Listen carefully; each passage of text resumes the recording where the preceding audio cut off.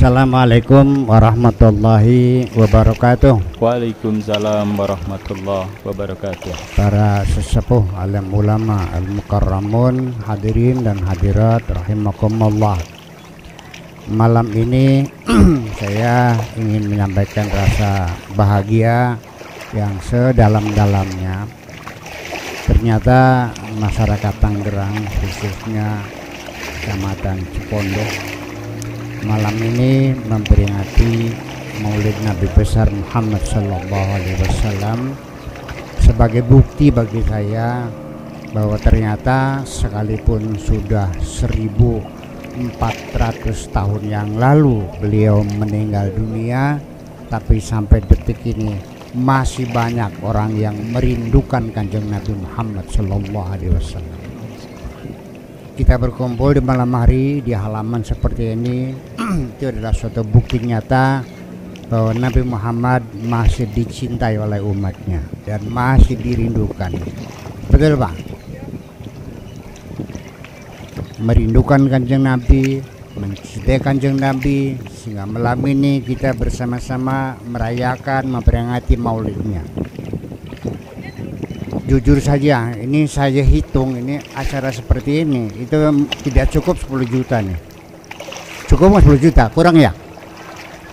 Untuk memperingati seorang namanya Muhammad. Orang Arab yang menyaksikan sendiri Kanjeng Nabi membuktikan mukjizatnya tetap tidak percaya kok. Betul nggak? Nah ini yang perlu kita hayati dengan baik. Ini hal yang luar biasa, bahwasanya banyak orang bercerita Nabi Muhammad itu begitu, Nabi Muhammad itu begini. Saya malam ini juga ingin bercerita secara khusus apa yang ingin saya sampaikan. Ketokohan Kanjeng Nabi apanya, kesaktiannya seperti apa, kehebatan seperti apa. Ada satu hal yang paling penting, mungkin yang sangat diperlukan sekarang, bahwa Nabi Muhammad itu dalam pikiran saya yang paling hebat adalah ketika kita menampilkan beliau sebagai tokoh pemersatu, tokoh persatuan. Itu. Adapun mukjizat kesaktian mah itu dan tidak terlalu penting bagi saya. Yang paling penting adalah sebagai tokoh pemersatu, yaitu bahwasanya Kanjeng Nabi Muhammad itu sejak kecil itu sudah dikenal sebagai juru damai. Ketika ada teman-teman yang berantem, yang berkelahi, beliau yang menangani, beliau yang mendamaikan, beliau yang membangun kembali persahabatan. Ada suami istri bertengkar, beliau ikut campur, menasihati kedua yang belah, menghindari jangan sampai terjadi perceraian. Dari sejak kecil dia sudah menjadi tokoh pemersatu. Nah, kapan mulai diakui oleh masyarakatnya sebagai tokoh pemersatu? Ketika beliau berusia 25 tahun, yaitu pada saat terjadi pemugaran Ka'bah. Dipugar, dibangun kembali. Nah, ketika akan mengembalikan Hajar Aswad, ini para suku-suku Arab yang ada di Makkah, mereka meminta masing-masing mendapatkan keistimewaan. Orang Quraisy bilangnya kami yang berhak mengembalikan Hajar Aswad itu ke Ka'bah. Kata Bani Kilab demikian, Bani Asad demikian, semuanya hampir terjadi perang saudara. Tampillah Nabi Muhammad pada usia 25 tahun, dia bisa selesaikan. Akhirnya semua orang setuju. Gimana caranya? Sorbannya digelar, Hajar Aswadnya ditaruh di tengah, terus masing-masing suku suruh pegang ujung sorbannya, digotong bareng-bareng. Kecerdikan pada zamannya mempersatukan umat luar biasa. Nah, itulah makanya ketika Nabi Muhammad itu diangkat oleh Allah sebagai utusannya, ketika beliau sedang bertapa di Gua Hiro, turun Jibril ya, menyampaikan firman Tuhan sekaligus menobatkan beliau sebagai utusannya. Untuk apa beliau diutus oleh Allah? Kita juga ngutus orang juga ada tujuannya kan. Saya ngutus Pak Afkar juga bisa ada visi dan misi kan. Untuk apa? Kemana? Tujuannya apa? Nah, Nabi Muhammad diutus oleh Tuhan untuk apa? Jawaban saya logis. Tidak jauh Nabi Muhammad disuruh apa dari persoalan yang ada dalam pikirannya. Dalam pikirannya bagaimana mempersatukan umat, betul nggak? Maka Nabi diutus suruh apa? Suruh mempersatukan umatnya. Ya kan begitu. Nah, tadi Bapak Wakil Wali Kota menyinggung kesehatan, sangat penting sekali. Itu luar biasa tidak. Apa artinya duit kita banyak kalau badan kita tidak sehat? Betul. Anda saya kasih uang 1 triliun, mau nggak? Tapi cuci darah tiap hari. Jadi nggak ada artinya kan? Iya. Jadi akhirnya memang ya kebahagiaan itu yang paling inti adalah kesehatan. Nanti kita uraikan seperti yang lain. Nah itu makanya jadi ya kita doakan semoga beliau ini bisa terus memimpin kita kan gitu. Amin. Biar kesehatan orang Tangerang ya sempurna semuanya itu. Amin. Itu aja kira-kira. Nah itulah makanya begitu Nabi Muhammad diutus, beliau menyampaikan visi dan misi. Seseorang mau mencalonkan jadi gubernur, jadi bupati, jadi wali kota, jadi presiden, kan menyampaikan visi dan misi, betul nggak? Maksudnya kamu setelah jadi bupati, ini rakyat mau dibawa kemana? Nah ini loh visi dan misinya, ya kan? Misinya ini, 1 ini, 2 ini, kan jelas gitu. Nah Nabi Muhammad juga sama. Begitu ditanya oleh umatnya, engkau mau kami dibawa kemana? Ajaran apa yang akan kau berikan kepada kami? Visi dan misi beliau adalah 1, kalimatut tauhid. Kalimatut tauhid. Kalimat itu bahasa Arab. Sudah diadopsi dalam bahasa Indonesia kalimat. Di bawahnya kalimat kata. Di bawahnya kata huruf. Kalimat kata. Nah, tauhid itu ibu-ibu dan bapak sekalian adalah ketika ditasrif dari wahada wazan fa'ala, mudhari'nya yufa'ilu, masdarnya taf'ilan. Wahada yuwahidu tauhidan, fa'ala yufa'ilu taf'ilan, nasara yunasiru tansiran. Nah, wahad itu dikata wahid. Wahid itu berapa? 1. Jadi kalau wahada mempersatukan. Dari kalimat tauhid kata persatuan. Itu aja kok susah bagus sih.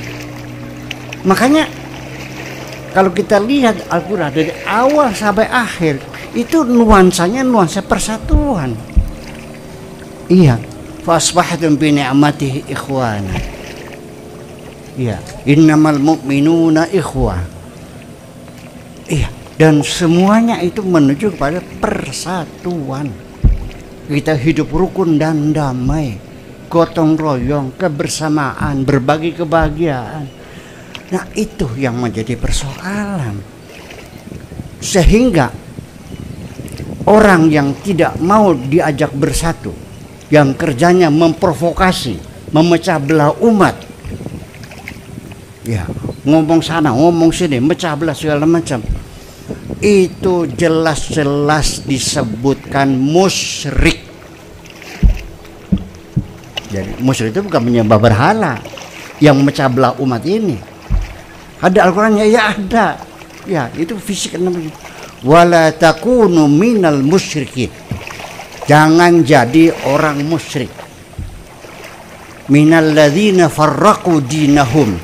yaitu orang-orang yang memecah belah agamanya. Wa kanu syi'an, dan mereka berpartai-partai, bermadhab-madhab, bergolongan-bergolongan. Wa kullu hizbin bima ladaihim farihun, mereka masing-masing berbangga dengan partainya sendiri, berantem setiap hari, musyrik. Ya. Iya, jadi jangan dikira orang muslim nyoba berhala aja, yang mecah belah juga musyrik loh. Jadi kalau ada sini banyak orang yang mau bacotnya nggak bener, bilang musyrik loh gitu, ya sah musyrik. Jadi kita jelas-jelas itu mecah belah umat semacam itu.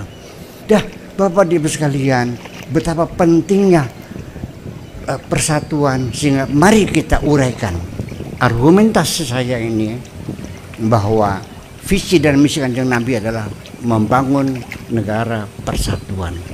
Sehingga kalau kita lihat ibadah-ibadah seremonial, ibadah-ibadah ritual dalam Islam, baik itu sholat, zakat, puasa, haji, dan lain-lainnya, itu semuanya adalah sebagai misi mendukung visi persatuan. Intinya adalah membangun persatuan. Mari kita uji. Sholat. Kenapa sholat diwajibkan? Kita sholat untuk persatuan. Apa hubungannya? Oh, mari kita uraikan. Bapak-bapak dan ibu-ibu sekalian, ibadah umat Islam ini, beliau langsung ke depan atau duduk di belakang? Duduk di belakang. Saya wakil wali kota, nggak ada urusan. Kenapa lu datang telat? Betul nggak? Ketika dia duduk di belakang, pas di depannya ada tukang sapu, tugas kebersihan. kota Madia, Tangerang, yang kakinya banyak kapalnya itu. Coba ketika dia bersujud, dari atas kita lihat ubun-ubunnya wakil wali kota, di bawah telapak kakinya tukang sapu. Beliau marah nggak? Enggak marah. Dia ikhlas.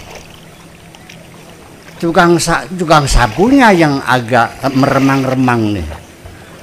Waduh, nggak enak deh di belakang ada wakil wali kota, gimana sih? Akhirnya kelosot malah nginjek kepalanya wali kota. Begitu topinya jatuh, marah nggak? Enggak. Habis ambil topinya, sialan loh, sambil tertawa. Kaki wakil wali kota lu injek dong. Bersahabat. Kenapa? Ini siapapun yang jadi pejabat, coba hayati baik-baik. Begitu masuk masjid, dia lupa jadi pejabat. Betul nggak?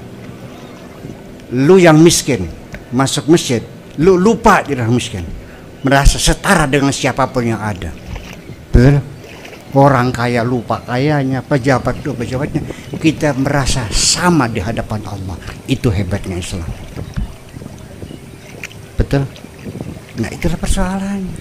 Karena tidak ada aturan bahwa orang kaya di depan, miskin di belakang, nggak ada. Jadi akhirnya siapa yang datang dulu, ya datangnya duduknya di depan. Terjadilah pembauran di situ antara orang kaya dengan orang miskin, antara pejabat dengan rakyat ketemu. Saya keliling dunia 20 tahun ya, di Eropa, Afrika, Asia. Itu paling enak nemuin pejabat di negara Islam. Nunggu Jumat. Dia ada di jalan, pasti dia terima salamannya kok. Assalamualaikum, assalamualaikum, selamat. Di negara lain nggak bisa. Begitu mudahnya berpertemuan dan komunikasi setiap hari.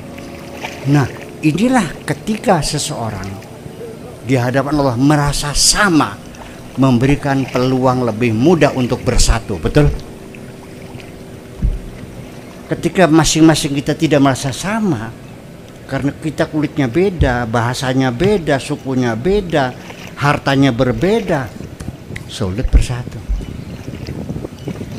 Iya. Sampai jujur aja, kita tidak sadar memisah-misahkan rakyat.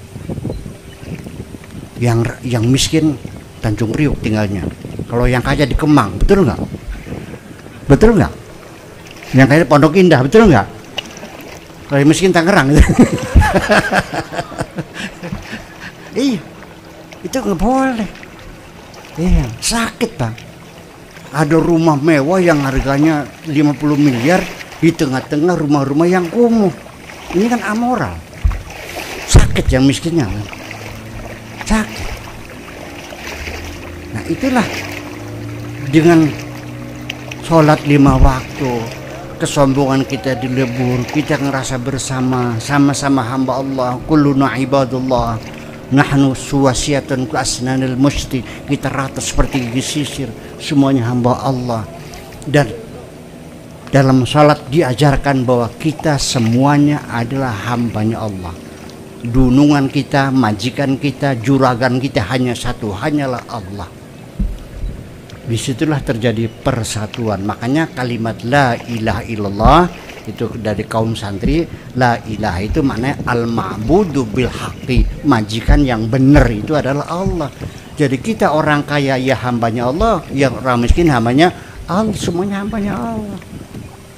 Tiap hari kita ketemu orang kaya miskin nempel pundak gak ada masalah, bersalaman berteguran. Dengan kita bersolat sehari 5 kali, siapa yang mati kita tahu, siapa yang datang kita tahu, siapa yang pergi kita tahu, siapa yang kelaparan kita tahu. Terjadilah kerjasama gotong royong, persahabatan di masyarakat, karena saling kontak, hubungan komunikasi yang langsung sehari 5 kali, hubungan yang paling intensif sekali. Jadi sholatnya bukan tujuan pentingnya adalah membangun persatuan. Tapi ternyata akhirnya menjadi lucu. Orang yang sholatnya rajin berjamaah, bertengkarnya juga rajin juga. Betul enggak? Kadang-kadang rebutan kotak lagi. Bentar ini contoh aja. Itu di Indramayu, di sana sini mah nggak ada. Itulah yang terjadi seperti itu.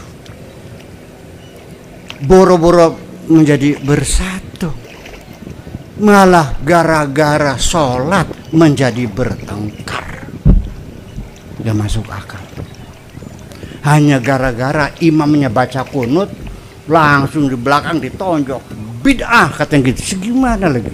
Masa orang sholat dipukul dari belakang belum bid'ah? Nabi tidak pernah kunutan. Saya bilang, kamu kapan pernah ketemu dengan Nabi Muhammad? Memang tahu persis Nabi Muhammad tidak kunutan. Yang kita sama-sama tidak tahu loh Pak. Sama-sama tidak tahu. Tolong, sholat sebagai media untuk bersatu, bukan untuk berpecah belah. Jangan salah paham. Sehingga kadang-kadang ada orang mau bikin masjid, orang dihalang-halangi karena mazhabnya beda. Betul nggak? Terjadi nggak Pak? Nggak usah sebut namanya, nggak usah lah ya. Nggak usah namanya. Contohnya A sajalah, mazhab A mau bikin masjid di masyarakat yang kebanyakan mazhabnya B, dihalang-halangi, jalannya ditutup, yang kadang-kadang macam-macam lah. Ya, ya kenapa seperti itu? Sampai kunutan jadi masalah kan, sampai usolli fardhu dhuhri arba rakatain juga dipermasalahkan.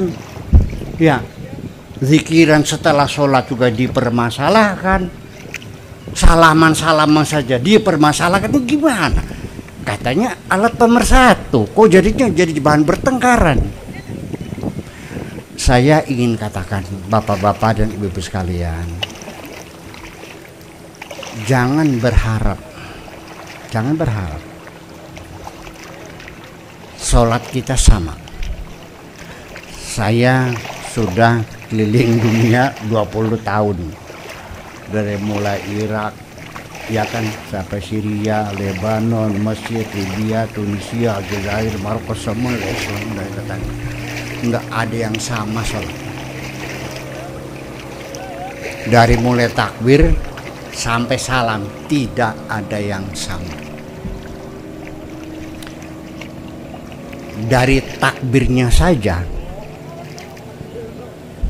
lafaz takbirnya itu berbeda-beda. Ada yang Allahu Akbar, ada yang Allahu Akbar, ada yang Allahu Akbar, bermacam-macam. Takbir itu hamzahnya lafzul jalalah dibaca fathah a, bukan o, bukan Allah tapi Allah. Ya sudah, saya nggak rewel, ya udahlah, barang lidahnya pelok gitu, ya udahlah gitu. Nggak usah disalahin. Nah itu ya, kalau pengen tahu berapa syaratnya takbir, takbir itu syaratnya 20. Banyak banget ya. Itu kalau kita menuntut sholat yang sempurna, takbir saja syaratnya 20. Ya, tidak sama. Tangan ngacungnya juga ada yang Allahu Akbar di atas kepala, ada yang Allahu Akbar jempolnya di atas telinga, ada yang Allahu Akbar di bawah telinga, ada yang Allahu Akbar kipak gitu, ada yang Allah digoyangkan juga ada, betul nggak? Setelah itu ada yang sedekap, betul? Ada yang selonjor, betul? Ada yang sedekapnya di dada, benar? Ada yang sambil pegang kantong, betul? Apa sambil pegang bujel, ada yang santai. Yang benar mana? Nabi Muhammad sedekap apa selonjor tangannya? Kita tidak tahu. Udah. Makanya jangan sok ngerasa hebat. Ini bid'ah ini. Emang lu pernah ketemu? Gitu aja. Ya Pak ya. Kalau dia bid'ah, kan pernah ketemu. Nabi tidak begitu, mereka pernah ketemu. Kita nggak ada yang pernah ketemu. Dan semua kajian sholat para imam-imam besar, khususnya 4 mazhab, Hanafi, Maliki, Hambali, Syafi'i, dan yang lain-lainnya, tidak ada yang sama mendeskripsikan sholat. Ada yang sama. Niat, kata Imam Syafi'i, adalah rukunnya sholat. Kata Imam Maliki itu syarat sahnya sholat. Bayangkan. Kenapa beda? Beda filosofis yang berbeda, filsafat fikihnya berbeda. Sehingga kalau orang yang bermadhab Syafi'i tidak niat langsung Allahu Akbar, sholatnya sah nggak? Sholatnya nggak sah? Nggak sah. Kenapa? Tapi kenapa tidak sah? Karena dia meninggal. Tapi kenapa tidak sah? Karena dia meninggalkan syarat. Dia sholat nggak? Dia sholat. Saya enggak. Kenapa? Karena meninggalkan syarat. Kalau sampai dia sholat enggak. Karena dia meninggalkan rukunnya. Itu kan bedanya dikit. Tapi ini penting dalam kajian-kajian fikih, ya, perbandingan mazhab semacam itu. Dan itu mendasar sekali. Nanti dari mulai sampai takbirnya, sedekapnya, sampai baca Fatihahnya, ada yang baca Bismillahirrahmanirrahim, Alhamdulillahirabbil alamin, ada yang tidak baca basmalah, langsung Alhamdulillahirabbil alamin. Ada yang tidak baca Fatihah. Ya, karena di Al-Qur'an juga ada wa idza qumtum ila sholati faqra'u ma tayassara minal Qur'an. Kalau kamu sholat, baca yang paling gampang, ya sudah kulu aja. Allahu Akbar, inna a'tainakal kautsar. Allahu Akbar. Ada yang harus baca Fatihah, la sholata liman la fatihatalah. Tidak sah sholatnya orang yang tidak baca Fatihah. Ini kesimpulan akhirnya, perbedaan mazhab yang bermacam-macam, tidak sama sholat umat Islam. Ini artinya mereka ketika mendeskripsikan sholat itu tidak menemukan petunjuk yang pasti Kanjeng Nabi sholatnya seperti apa. Itu persoalan. Mereka hanya menggali hadis Al-Quran dan sebagainya. Jadi kita harus paham semacam itu. Makanya tidak lucu umat Islam bertengkar tentang sholat ini. Lalu sama-sama tidak tahunya kok. Iya, jadi artinya begini ya. Saya hanya menganjurkan Bapak silakan sholat sebagaimana yang bapak-bapak, ibu-ibu yakini, sudah yakin, percaya ini benar, tapi jangan menyalah-nyalakan orang lain. Mangga, yang kunut silahkan, yang usolli silahkan. Innallaha yafsilu bainahum yaumal qiyamah. Nanti Allah yang menentukan di hari kiamat. Nah, oleh karena itulah maka saya menganjurkan, seberapapun yakinmu sholatmu itu benar, tolonglah rendahkan hatimu. Begitu assalamualaikum, ya Allah aku mohon engkau terima sholatku ini, Rabbana taqabbal minna sholatan, ya Allah mohon diterima. Kan begitu, jangan take it for granted, yakin diterima. Itulah yang jadi persoalannya. Nah, bapak-bapak yang sekalian, itu sholat. Kewajiban puasa juga sama. Untuk apa? Untuk membangun persatuan. Ya Allah ya Rabbi, semua ibadah-ibadah ritual, sholat, puasa, zakat, itu semuanya untuk membangun persatuan. Ya, orang puasa apa sih? Coba kita perhatikan. Orang yang sedang puasa, apa yang terjadi? Setiap malam dia sholat sunnah 23 rakaat, betul nggak? Betul nggak? Orang puasa lapar nggak? Lemes nggak? Kok bisa sholat sunnah tiap malam 23 rakaat? Sok dicoba suatu ketika tidak puasa, sanggup nggak setiap malam sholat 23 rakaat? Betul nggak? Sudah sholat sunnah 23 rakaat, selesai itu baca Quran lagi sampai jam 12 malam. Ada apa? Ini kita bukan katanya, tapi kita yang merasakan, betul nggak? Bayangkan, sholat 23 rakaat, setelah itu baca Quran sampai jam 12 malam, padahal dia letih. Nah, itulah Bapak sekalian, bahwa ketika jasad kita tindas, rohani kita bangkit. Itu. Kemudian lagi, dalam keadaan kita berpuasa, muncul namanya kepedulian sosial. Orang bisanya bersatu itu dari kepedulian sosial. Ini ibu-ibu karena bulan puasa, kok kenapa memperhatikan dapurnya tetangga? Ada tetangga yang dapurnya nggak berasap. Jangan, itu tetangga kok dapurnya nggak ada asapnya dari pagi. Neng, sini Neng, anaknya dipanggil. Lu lihat tuh ada tangis itu, kenapa nggak masak? Tadi tuh dari pagi nggak ada asapnya. Ucuk anaknya berangkat sana. Mama nggak masak, kata nggak punya beras. Ya Allah ya Rabbi, sambil nangis Bu, ngambil beras 2 kilo. Neng ini antri segera kasihin, ini duitnya 20.000 buat beli geseknya. Kok peduli banget sih? Itulah puasa. Begitu selesai puasa, meditnya keluar lagi kok. Betul nggak? Begitu bulan Idul Fitri, udah meditnya keluar lagi, ngitung lagi. Iya, 5 perak aja berantem sama tetangganya. Dan semuanya, termasuk zakatnya juga sama. Ya Allah Rabbi, zakatnya apa sih? Begini, zakat ini jangan dikira bahwa dikiranya kalau sudah keluar zakat selesai. Tidak.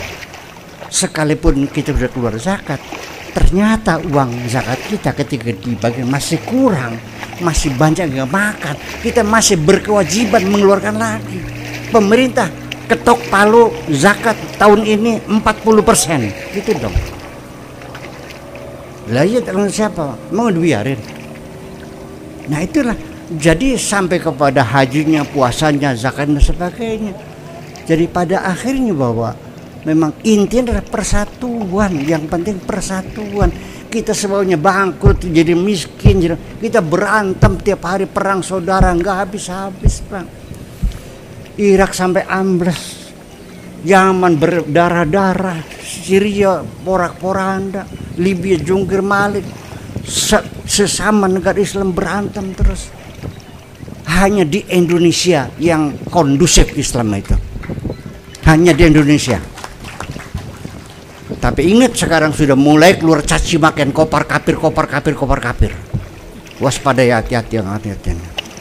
Udah ada apa sebetulnya ini? Kita dulu nggak pernah kok, betul nggak? Kita nggak pernah ada perang saudara di sini kok. Itu persoalannya, makanya waspadai.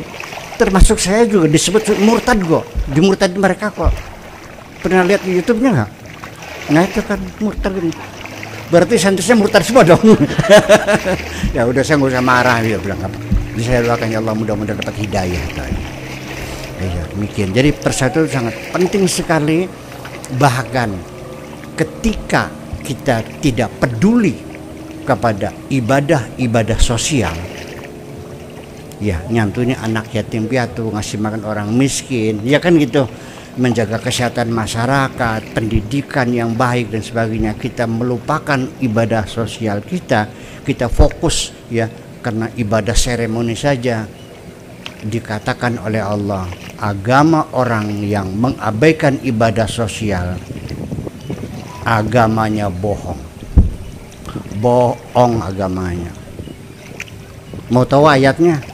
Ara'aital ladzi yukadzibu biddin fadzalikal ladzi yad'ul yatim wa la yahuddu 'ala ta'amil miskin fawailul lil musallin. Berbohonglah mereka yang tidak menyantuni anak yatim, yang tidak ngasih makan orang miskin. Salat mereka dibayar dengan well. Itu. Nah, pertanyaannya, kenapa orang jadi terjebak ibadah seremonial, melupakan ibadah sosial? Karena ibadah seremonial nggak perlu biaya, Pak. Kalau ibadah sosial perlu duit kan? Itulah sebabnya orang lebih senang ibadah seremonial karena nggak ngeluarin duit. Orang sholat pakai duit nggak, Pak? Wudhu pakai duit nggak?